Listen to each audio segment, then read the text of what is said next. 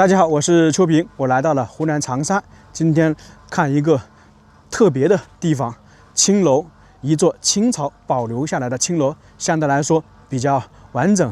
那今天呢，我们就来了解一下古代的青楼内部是什么样子，以及呢，看一看那些青楼女子是如何生活的。这就是青楼的入口，叫做红胎坊，这名字一直都是这样叫的。它是建于清朝雍正时期，到现在差不多300来年了。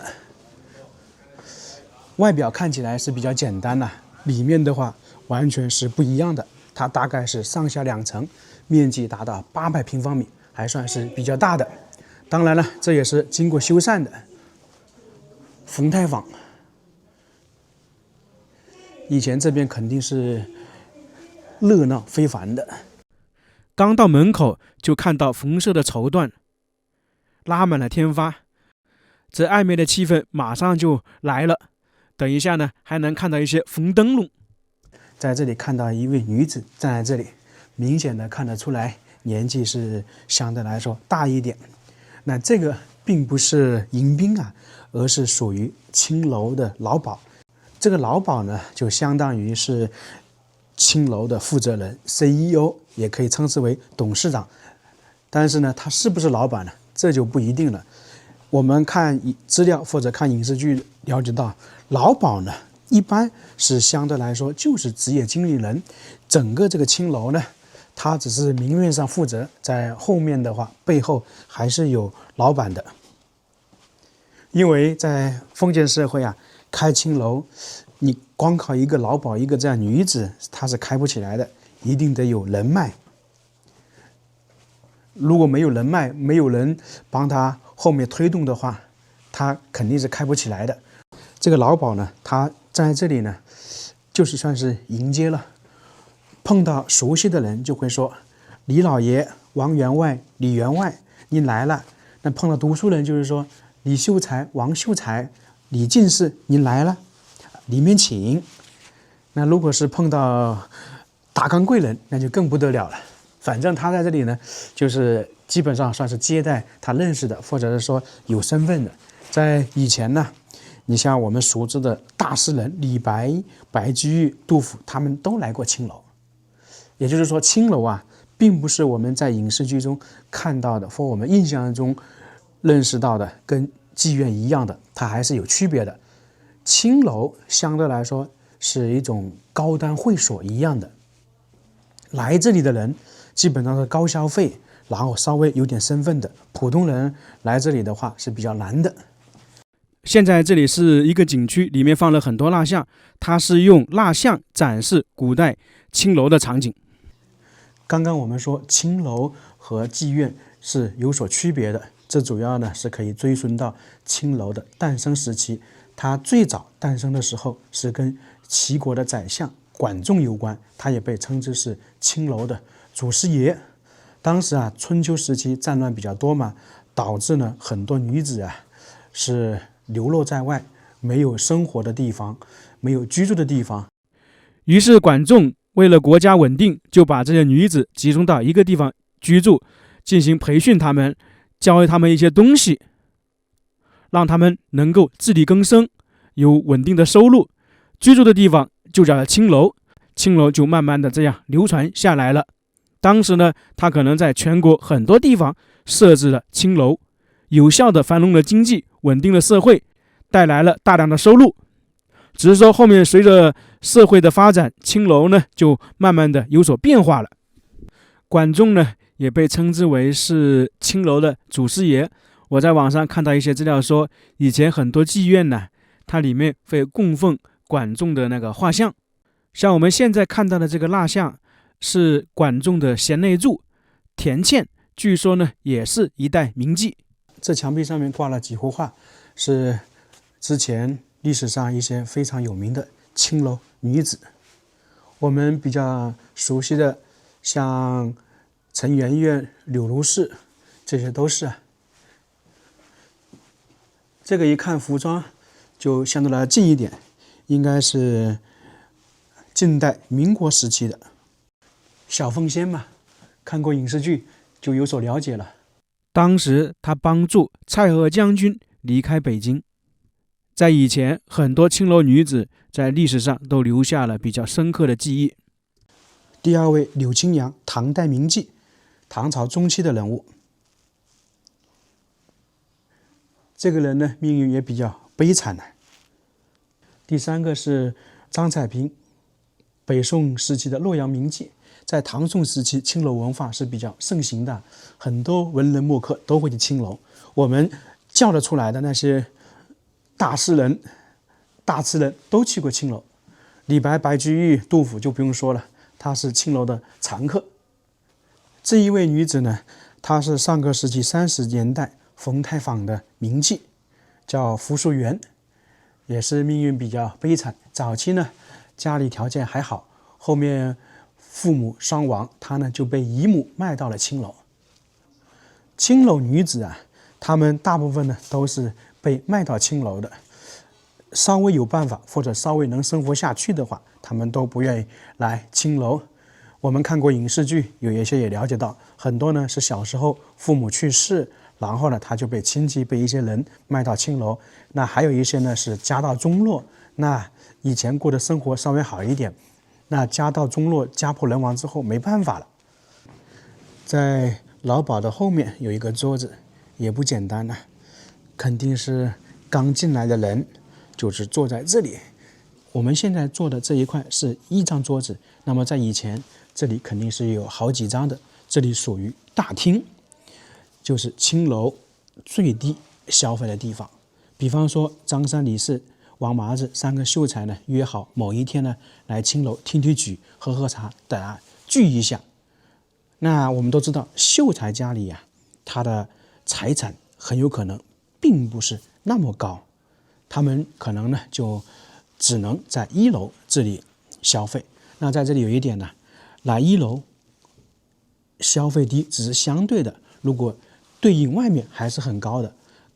看了一下资料记载，就是说在这里光点茶费差不多10两银子，这抵得上差不多10户人家可能1年的那个吃穿住行了。从而说青楼消费是非常高的。那你如果要去2楼，或者是要找那个里面那些青楼女子单独见面、单独聊天、单独吃饭、单独在一起的话，那消费就更不得了了，算是无底洞。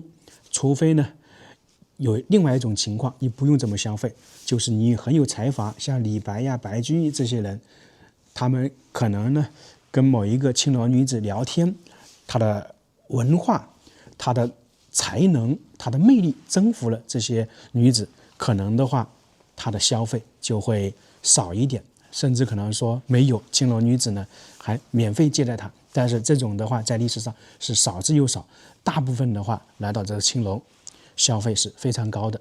那么这些消费比较低的就能在这里看里面的表演。那青楼女子呢就是在前方表演，明显的可以看到是有5位女子、5位姑娘弹古筝的。那个是琵琶还是什么？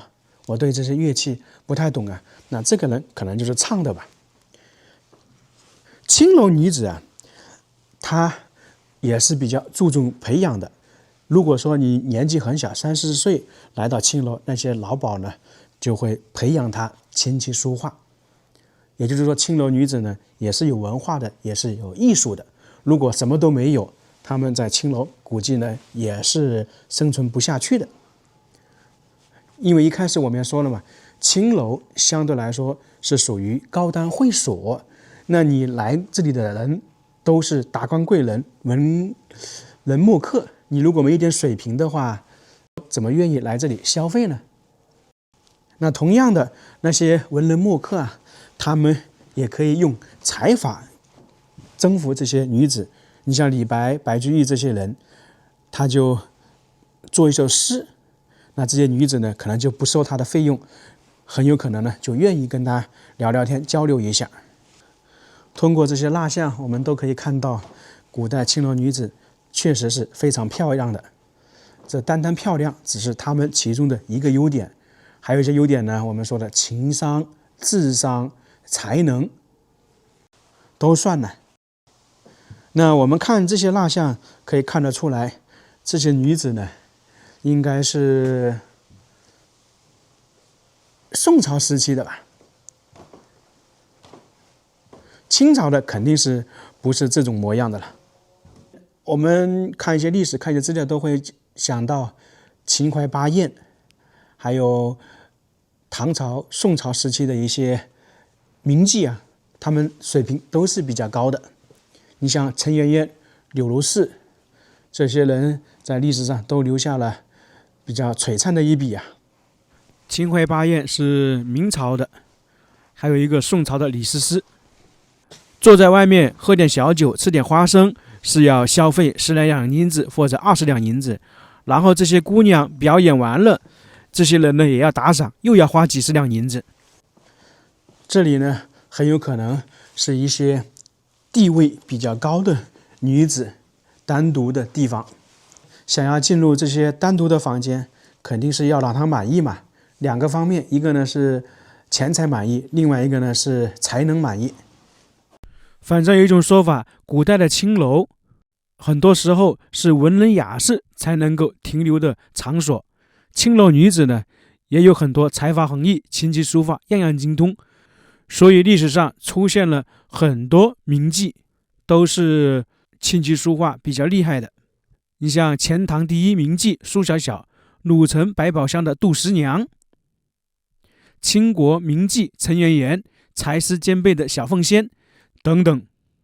这个人呢，也在历史上留下了很深的记忆，他叫做杜初娘，晚唐时期的南京名妓。唐诗中一首著名的诗《金缕衣》就是出自她手。就这个女子啊，文化是非常高的，在唐朝能写诗的人并且留下，肯定是才能很深的。原名杜丽，12岁就成名了，后面呢被皇帝纳入到皇宫。皇帝死后呢，她被卖入青楼，后面是冻死在宣武湖畔，下场也比较悲惨的。这个是著名的秦淮八艳之一，南京的名妓，非常精通昆曲啊，曾冒险救助袁崇焕的儿子。这一块展示的是青楼女子在招待的场景，款待也可以说，这边呢是一位富家少爷，明显看到他服装就有点不一样了，清朝的，他能够穿这种黄色的，就证明身份不一般。可能很多人会想，这是不是皇帝啊？你还真别说啊，在古代啊，好多个皇帝他都会去逛青楼。你看喝得挺开心的。那在这里喝得开心两种方式，一种呢就是他财力比较雄厚，他在这里高消费，这些青楼女子比较开心。那如果是碰到李白或者白居易来这里，那青楼女子呢也非常开心。在这一块有单独的青楼女子陪你喝酒，花费肯定比刚才外面喝酒更高，估计弄不好要50两到100两银子了。这位女子有点害羞吗？不像啊。这一位笑得还是真开心呢，很有可能就是说她今天有高收入了。这位女子比较传奇啊，董小宛，相信很多人都听过，她也是秦淮八艳之一。自幼呢家境贫寒，后面被人卖入到青楼。看完了他们喝酒的样子，现在来看一下青楼女子的卧室啊，在这一块。我们还没进去的话，就感觉他们有点暧昧了。这是俊男靓女啊，我都感觉有点打扰他们了。他们可能在这里聊天了很久，一开始呢，这个女子呢，可能是在旁边弹那个古筝，弹着弹着，两个人就来到这个地方了。这应该也是明朝或者是之前青楼女子的模样。这算是一个小卧室了，加上旁边的灯光，再加上这个帘子，看到没有？这么长。这边还有2楼， 2楼肯定就是更高级别消费的地方，我们常说的 VIP 包厢。这就是卧室啊，真正的青楼女子卧室。刚才我们看的还不是。这里的话，肯定是我们刚才说的财力比较雄厚的，或者是文化比较高的才能2楼。在2楼普遍呢，很有可能就是花魁，想让花魁满意，肯定是非常不容易的。那这位男子肯定是财力比较雄厚的。那2个人在这里喝着小酒，聊聊天。反正这个 VIP 包间相当于是孝金窟了。2楼都是包间呢，刚才我们看到是其中一个，这边也是。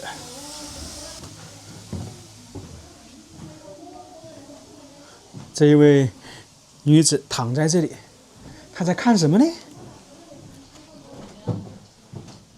不知道她看什么。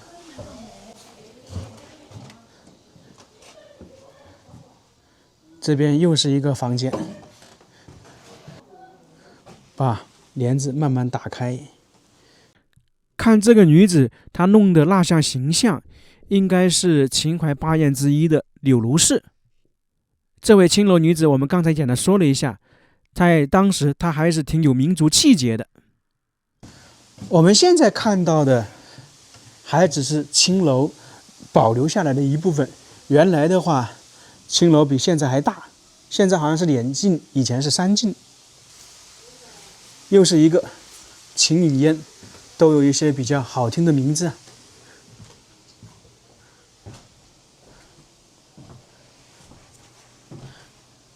这应该是花魁在休息，在想事情，也有可能是他刚刚吹完笛子累了，在这里休息。